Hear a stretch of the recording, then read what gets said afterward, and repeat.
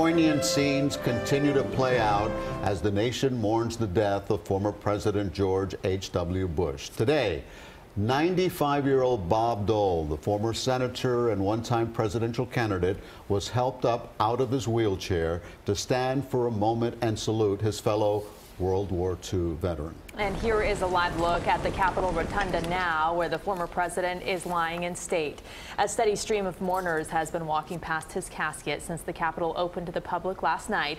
Many in the Bush family, including former President George W. Bush and Jeb Bush, were there just a moment ago to greet well-wishers.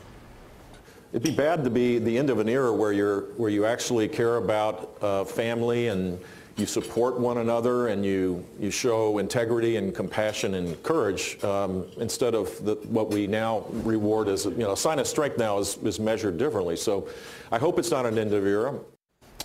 Our former governor right there, Jeb Bush, talking about his father publicly for the first time since his death. Today, tensions between the Bush and Trump families seem to ease, too. The Bushes made it publicly clear President Trump was invited to the funeral. And the First Lady hosted former First Lady Laura Bush and other family members at the White House. CBS 4's Mola Lenghi is live in Washington with more on what's happening today. Mola.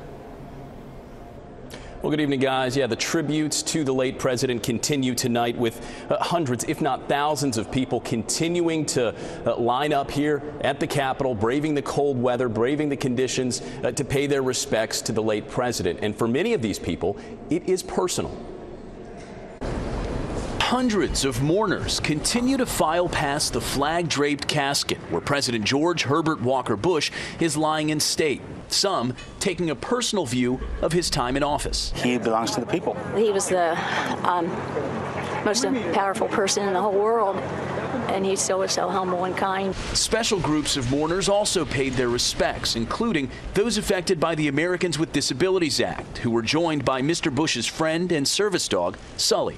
Also, staffers from Points of Light, the service organization founded by President Bush. Son Neil Bush accompanied the group. I know my dad's heart would have been warmed. Ours clearly are by the fact that there's such an amazing outpouring of affection and admiration for his life so well lived. The Bush family is staying at the presidential guest house known as Blair House. Earlier, First Lady Melania Trump hosted members of the family for a tour of the White House Christmas decorations. President Donald Trump and the First Lady visited the Bush family at Blair House this afternoon. They paid their respects to the family's patriarch last night at the Capitol. President Trump will gather with the Bush family at the National Cathedral for a memorial service Wednesday, a day the president has declared as a national day of mourning. Well, after tomorrow's memorial service at the National Cathedral here in Washington, President Bush's body will be flown back to Houston for another memorial service on Thursday, after which a private burial will take place at his presidential library at Texas A&M University. Elliot Rudabeh. Well, Lenghi, thank you very much. Live from Washington, D.C. for us. And here is a look at the scene that we mentioned that happened just a few minutes ago. Many members of the Bush family showing up unannounced at the Capitol. They spent several minutes greeting the mourners there. And as we look live again at the Capitol Rotunda, here's what's next. Tomorrow morning, the president's body will be transported past his old house, the White House, to the National Cathedral for a state funeral at 11 a.m. Former President George W. Bush is scheduled to deliver one of the eulogies. The funeral is expected to conclude at 12:30, at which time the former president's body will be taken back to Texas. At 5:45, a service will be held at his church in Houston, St. Martin's Episcopal, where he will then lie in repose until Thursday morning. At 11 a.m. Thursday, there will be one more service, and then at 6 p.m. Thursday, he will be buried at the Presidential Library alongside his wife and their daughter, Robin.